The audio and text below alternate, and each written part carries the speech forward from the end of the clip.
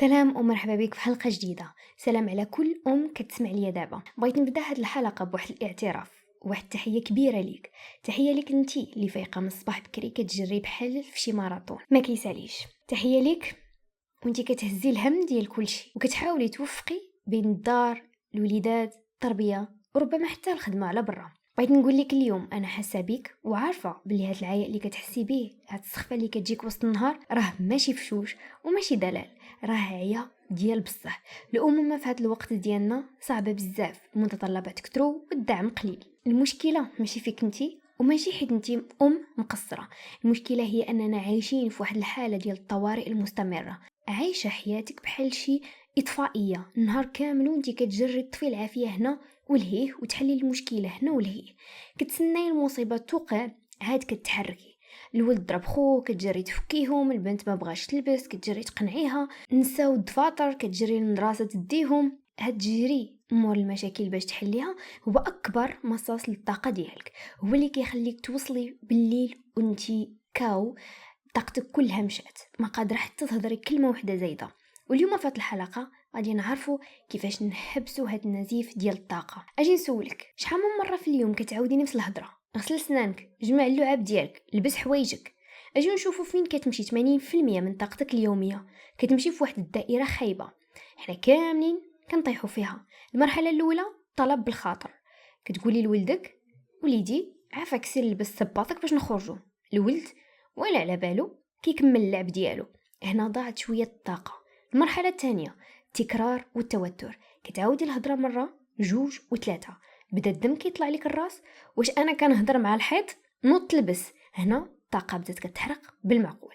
المرحله الثالثه كيكون فيها الانفجار. صافي صبرت قاده، كتغوتي ديك الغوته اللي كتزعزع الدار.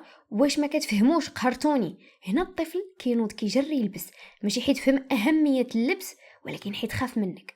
المرحله الرابعه الندامه، ملي كتهدئي كتشوفي في ولدك مخلوع ولا كيبكي وكيجيك داك التانيب بالضمير، علاش غوتت عليه مسكين، انا خايبه. هذا الاحساس بالذنب هو اللي كيكمل على داك شويه د الطاقه اللي بقات لك. هاد الدائره اختي هي السبب علاش انت دايما عيانه وكتصرفي الطاقه عاطفيا ونفسيا كبيره على حوايج بسيطه بزاف. شنو الحل؟ الحل هو التربيه السليمه.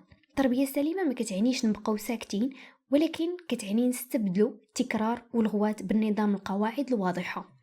الفرق هو انك في النظام كتبدلي مجهود كبير مره واحده باش تحطيه ومن بعد كترتاحي، اما الغوات فكتبقاي تبدلي مجهود كل نهار كل ساعه وما كيساليش. كيفاش نطبقوا هادشي دابا؟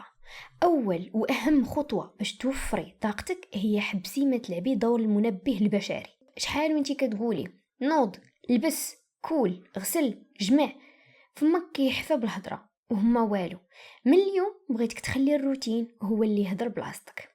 كيفاش؟ الا عندك وليدات صغار باقيين ما كيقراوش، غادي تخدمي بالصور، غادي تصوبي واحد اللوحه بسيطه فيها تصاور ديال داكشي اللي خصو يدار في الصباح، مثلا تصويره ديال الطواليت، تصويره ديال غسل الاسنان، تصويره ديال لبس الحوايج، تصويره ديال الفطور، وكتعلقيها في بلاصه كيشوفوها.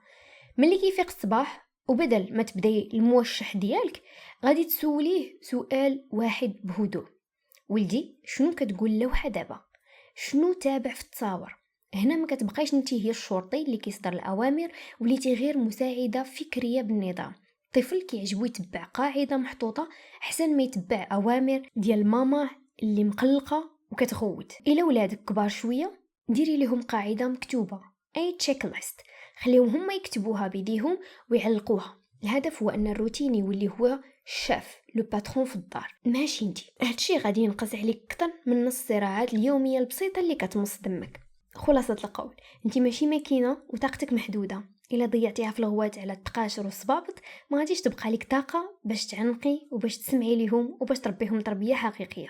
بغيتك تختاري معركه وحده كتعبك يوميا، حاجه وحده كتخليك تغوتي كل نهار، مثلا وقت النعاس ولا الخروج للمدرسه في الصباح ولا وقت جميع اللعاب.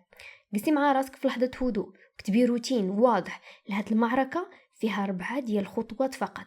مثلا الروتين ديال الناس: اول حاجه نلبس البيجامه، تاني حاجه غسل الاسنان، ثالث حاجه ثالث حاجه، الا كنتي مولفاهم اللي كتقراي ليهم شي قصه ولا شي حاجه. رابع حاجه، تصبحوا على خير.